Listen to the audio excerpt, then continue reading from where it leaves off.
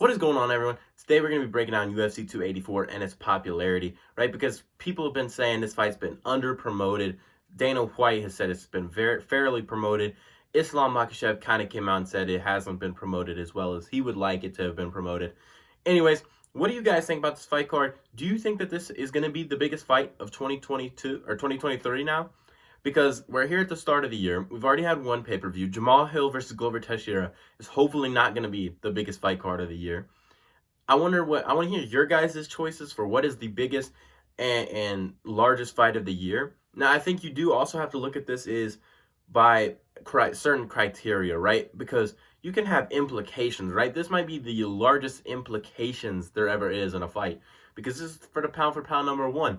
So on the year, this might be the most implications ever put down in a title fight, at least this year.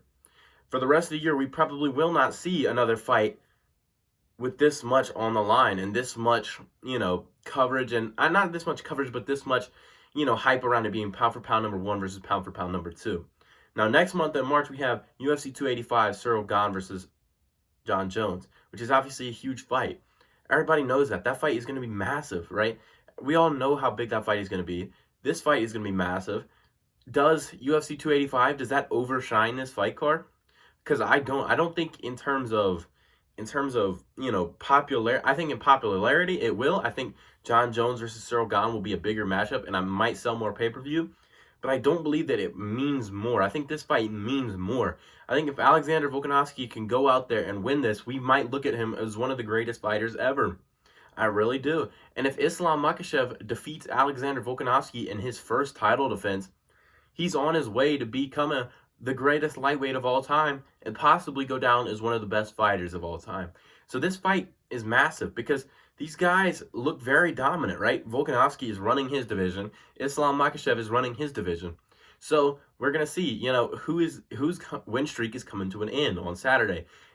Again, if Jon Jones beats Ciryl Gane, you won't, you won't have that same kind of oomph. If Jon Jones gets defeated, there's a lot on the line, right? Jon Jones might not be the GOAT anymore to a lot of people. But this fight has two massive win streaks coming together. Jon Jones and Ciryl Gane does not. Ciryl Gane has already lost to Francis Ngannou, which has kind of killed, I won't say, his hype, but I will say it's killed a little bit of, the excitement for it because it's not a bit massive win streak over and over. If he had beaten Francis Ngannou and Jon Jones comes up to heavyweight and they fight, that is a massive fight. Both win streaks would be on the line, and somebody has to lose it. And we're not seeing any of these guys lose often. That's the difference. We've never seen Volkanovski lose, and we've only seen Islam KO'd once in his second fight in the UFC when a lot of people were not watching Islam Makhachev. I can tell you that right now. Anybody that's going out there saying, oh, Islam got KO'd in his second fight, nobody was watching that fight that is tweeting that out, okay? So, massive fight, massive win streaks coming together. So, I do think in terms of things on the line, this fight does overtop that. Now, I will not say this fight will sell the most pay-per-views, okay? Because I think that obviously if you're going to go to Conor McGregor, unless people after the Dustin Poirier fight, unless people after that third Dustin Poirier fight have realized they don't want to see Conor McGregor anymore because, they think Dustin Poirier is better, or if there's something where people do not want to see Conor, I don't see that happen. I see Conor coming back as popular as ever. People are excited for his return, and people want to see Conor McGregor fight. The last time we saw him fight was in 2021, and it'll be probably over 2 years by the time we see him back in the octagon. So people are very excited to see Conor McGregor come back again. So I think that fight will obviously triumph this fight in terms of pay-per-view numbers, but that's kind of to be expected. I think we have to go by, non-McGregor pay-per-view cards on the year because I think that Conor McGregor will top anything on the year. I'm just going to be honest. That's why they are still able to sell a man that is on a 2-fight losing streak as the main event of a pay-per-view, right? That's not anybody else. Even Jorge Masvidal has to be co-main event. Now, even though he's a massive superstar, he still has to be co-main event. Now, in terms of biggest fights of the year, I don't know. There's some big fights this year. Alex Pereira versus Israel Adesanya too. I think that's going to do massive numbers because will Adesanya be able to put away his rival? And even some of the unannounced fights yet, like if Francis Ngannou comes back towards the end of the year, Francis Ngannou is always capable of coming back to the UFC. That's something that a lot of people don't think about. Joe Rogan was even talking about it. He told Francis Ngannou not to sign a mutually exclusive deal with a boxing promoter because people want to see him back in MMA. And I'm telling you, a Jon Jones versus Francis Ngannou fight, Jon Jones this time could be heavyweight champion, trying to defend his title maybe in December against Francis Ngannou would be a massive fight. So there's big fights happening this year. There's going to be a lot of big fights. Leon Edwards versus Kamaru Usman, UFC 286. That is a massive fight. The trilogy between Kamaru Usman and Leon Edwards. So much is on the line. Will there be a changing of the guard and Kamaru Usman is not able to keep up anymore with the welterweights? We could see Kamaru Usman's downfall start to happen in a little less than a month. So there's massive fights on the line. And guys like Kamaru Usman and Israel Adesanya might be getting moved out, right? We haven't seen that in years, right? The last time we saw a middleweight champion get moved out was Robert Whittaker. This might be the next time that we see Israel Adesanya and Kamaru Usman be moved out of that title picture for a while, which would be just totally shocking. And I just couldn't even believe if that would happen. So there's going to be massive fights this year, but I don't know if there is one as big as Volkanovski versus Islam. I really don't. I think that this is a big matchup. And obviously you could talk about the matchup. You could say, oh, Islam is going to dominate him.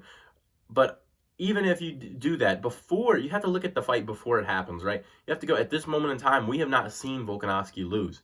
So don't discredit Islam's win if Volkanovski goes out there and gets starched by Islam, because we all know how good Volkanovski is. Don't start then saying, oh, Volkanovski was 10 pounds lighter. Oh, Volkanovski came up in weight and fought the guy. He's got a grappling advantage.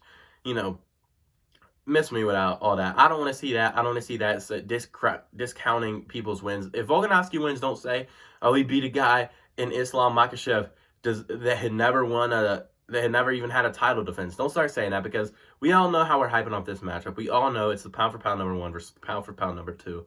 For the pound for pound number 1 spot, right? The loser shouldn't be dropped pretty much below the second spot, to be honest. Unless Alexander Volkanovski were to go out there and probably KO Islam, then I could see them moving him below Leon Edwards and all that. But I don't see Volkanovski moving down below that number 2 spot if he goes out there and he loses to Islam. I just don't see it. So I think that this fight is massive. Pound for pound number 1 on the line. A second belt for Alexander Volkanovski is on the line, and a title defense is on the line for Islam Makhachev. And really, his legacy is on the line. I don't think that this fight hurts Volkanovski's legacy that much if he loses. I'm gonna just be honest. I don't think that it does. I think that people will come up with those excuses if he goes back down to featherweight and has a great career, right? Kind of like how Israel Adesanya went up to light heavyweight, challenged for that title, and went back down, right? Nobody really, people brought it up that he lost, but it was still, he was looked at the best in the world. Like, nobody thought you could beat Adesanya at middleweight. But with Islam Makhachev, his legacy's on the line, right? Because people are expecting him to be Khabib 2.0. That means you cannot drop any fights, right? He dropped 1 fight in the UFC, but now he cannot drop any fights. He has to stay on a win streak for the rest of his career. So that's a lot of pressure coming in, honestly.